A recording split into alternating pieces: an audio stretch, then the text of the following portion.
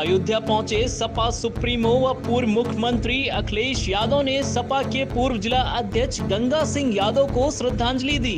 श्रद्धांजलि के बाद अखिलेश यादव ने महाराष्ट्र में एनसीपी के टूटने पर कहा कि भाजपा इस तरह का प्रयोग करती रही है। भाजपा हमेशा कहती है भ्रष्टाचार खत्म होगा। क्या पार्टियों को तोड़ना भ्रष्टाचार नहीं है?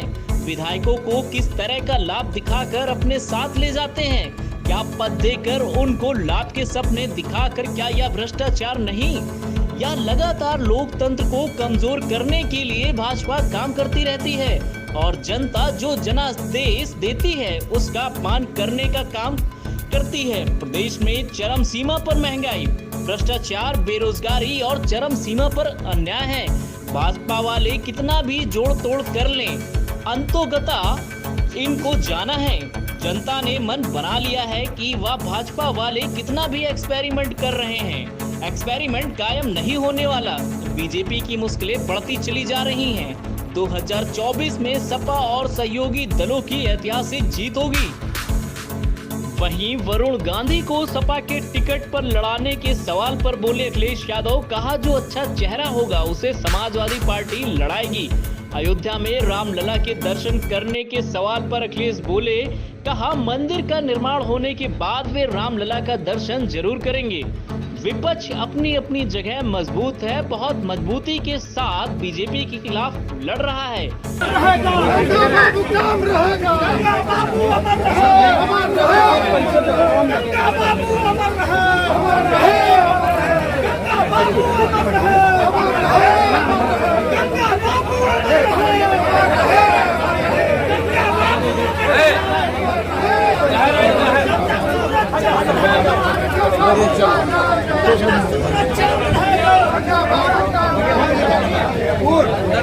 हमारे बीच नहीं रहे। आज उनके 13वीं के कार्यक्रम में मैं शामिल होने आया हूं। हमें दुख है इस बात का, एक बहुत ईमानदार, लगातार समाजवादी पार्टी को मजबूत करने वाले और जो भी कभी जिम्मेदारी पार्टी ने दी होगी पूरी ईमानदारी से उन्होंने निभाई। आज हमारे बीच में नहीं, मैं परिवार के सदस्यों से मिला हूं, उनके परिवार के लोगों से मिला हूं। आज के दिन हम यही कह सकते हैं कि और भगवान से प्रार्थना करते हैं कि इस दुख सहने की शक्ति मिले। और उनके परिवार के बेटे से मिला हूं, सबसे उन्होंने यही कहा, जिस विचारधारा से पिताजी जुड़े थे उसी विचारधारा को और मजबूत करने के लिए वो लगातार प्रयास कर रहे हैं। जिस तरह के महाराष्ट्र उसके बाद कर्नाटक की बात हो रही है, फिर यूपी की बात हो रही है, बिहार की बात हो रही है, क्या लग रहा है अब ये है कि बातों में क्या क्या बातें लोग कर रहे हैं। बीजेपी हमेशा इस तरह के प्रयोग करती रही है। हमें आपको इस बात के लिए सोचना चाहिए कि बीजेपी जो हमेशा ये बात कहती थी कि भ्रष्टाचार खत्म होगा, क्या पार्टियों को तोड़ना भ्रष्टाचार नहीं है? विधायकों को किस तरह का लाभ दिखा करके अपने साथ लाया जा रहा है? क्या पद देने की बात कह करके उन्हें सपने दिखा करके क्या ये भ्रष्टाचार नहीं है? ये लगातार लोकतंत्र को कमजोर करने के लिए और जनता जो जनादेश देती है उसका अपमान करने का काम अगर कोई करता है, भारत की राजनीति में अगर किसी ने लोकतांत्रिक व्यवस्थाओं को तोड़ा है तो वो है भारतीय जनता पार्टी। और लगातार इस तरह का प्रयास वो करते रहते हैं, लेकिन जनता समझ गई है इस तरह की चीजें कई बार बूमरैंग करती हैं। बूमरैंग कर करके आप देखना कि भारतीय जनता पार्टी का सफाया होगा। मैं लखनऊ से चला हूं, अयोध्या जा रहा हूं, मैं गड्ढे नहीं गिन सकता था। इतने गड्ढे हैं सड़क पे कि गड्ढे नहीं गिने जा सकते हैं। सरकार ये कहेगी हम इसके लिए अलग से रीकारपेटिंग के लिए पैसा दे देंगे, बजट दे देंगे। जिस गति से विकास होना चाहिए था वो नहीं हुआ। चरम सीमा पर महंगाई, चरम सीमा पर बेरोजगारी और चरम सीमा पर अन्याय, खुलेआम लूट। शायद पहली बार ऐसा किसी ने देखा होगा कि इतने बड़े पैमाने पर भ्रष्टाचार बढ़ा हो। क्या जनता बिजली का नाना भूल जाएगी? क्या जनता बिजली का बिल और दोहराई जा सकती है और प्रदेशों में? देखिए, उलझो मत इसमें। हमें आपको ये सोचना चाहिए कि जो मुनाफा हो रहा है महंगाई के कारण वो किसकी जेब में जा रहा है, और क्या वजह है कि बड़ी बड़ी इन्वेस्टमेंट मीट के बाद भी कोई उद्योगपति उत्तर प्रदेश नहीं आया, कारखाना नहीं लग रहा है। आखिरकार वो कारण क्या है? और फिर जिस बात को प्रधानमंत्री ने कहा हो कि छुट्टा जानवर खत्म कर देंगे, लखनऊ से आप अयोध्या चले जाओ, अयोध्या से गोरखपुर, गोरखपुर से देवरिया और आगे हिस्से में चले जाओ, बताओ ट्रैफिक का इंतजाम कुछ लोग नहीं संभाल रहे, सड़कों पर जानवर संभाल रहे हैं। बड़े दुख की बात है, $1 ट्रिलियन इकोनॉमी का सपना दिखाने वाले सड़क से जानवर नहीं हटा पा रहे। इस तरह की महाराष्ट्र की घटना दोबारा हो सकती है? और दूसरा ये क्या अब होगी वहां पर जहां पर आपने सरकार को डगमगाते देखा है, 24 के बाद वही होगी जहां की आप बता रहे हो बात। विपक्षी एकता को कोई विपक्ष को झटका नहीं लगने वाला है। विपक्ष जो है, और विपक्ष अपनी अपनी जगह मजबूत है, ये याद रखिए।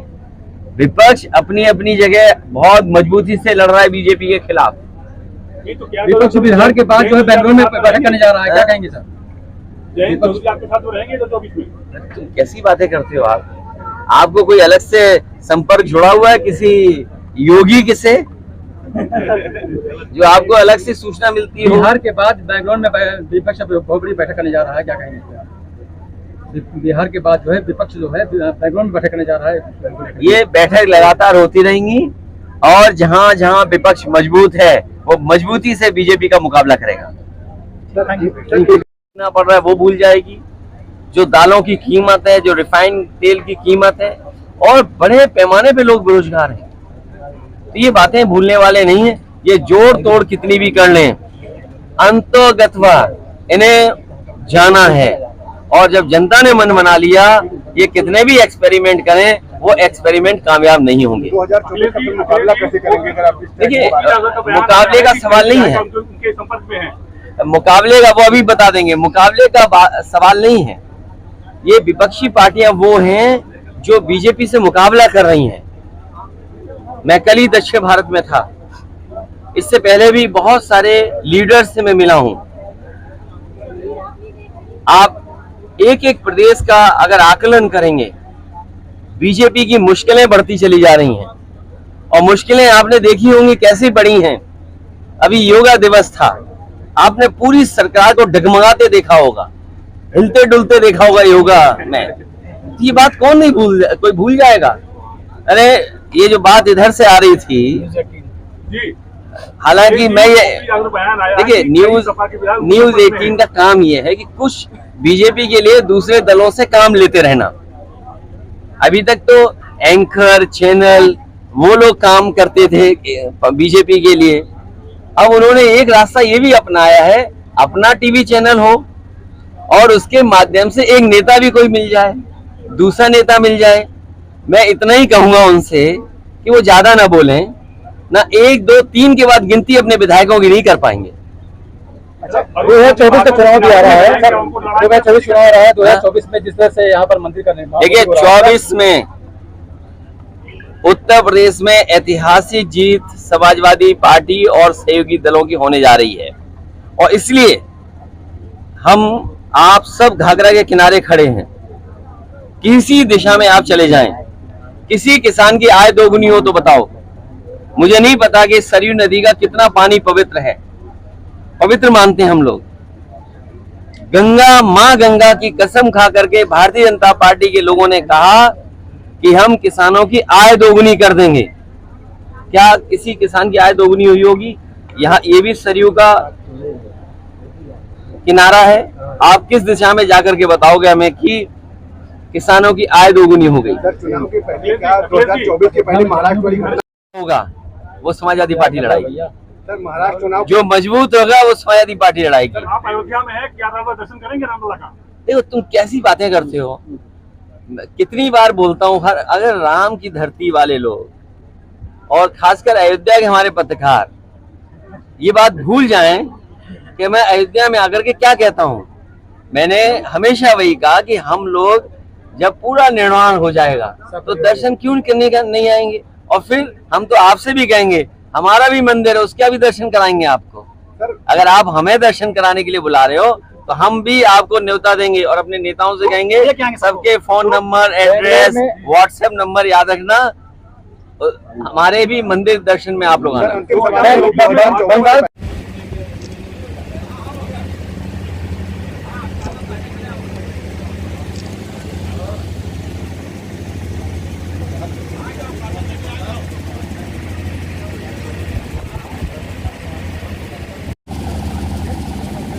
सूरत का विधायक जाओ, विधायक जाइए, आइए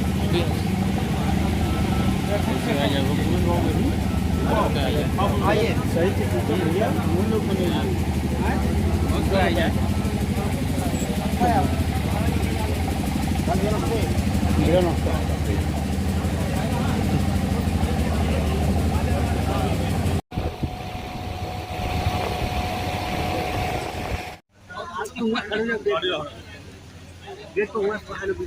बाबू अमर रहे, अमर रहे, अमर रहे, अमर रहे, जब तक सूरज चांद रहेगा, गंगा बाबू का नाम रहेगा, जब तक सूरज चांद रहेगा, गंगा बाबू का नाम रहेगा, गंगा बाबू अमर रहे, अमर रहे, गंगा बाबू अमर रहे, अमर रहे, गंगा बाबू चांद रहेगा, गंगा बाबू चांद रहेगा, जब तक सूरज चांद रहेगा, गंगा बाबू चांद रहेगा, सूरज चांद रहेगा, अरे यार बच्चा इनके पहले साइड पर तो अमर रहे, अमर रहे, कैसे पे ड्रोन लगे, अमर रहे, अमर रहे, गंगा बाबू अमर रहे, अमर रहे, गंगा बाबू कोई अमर नहीं जाएगा।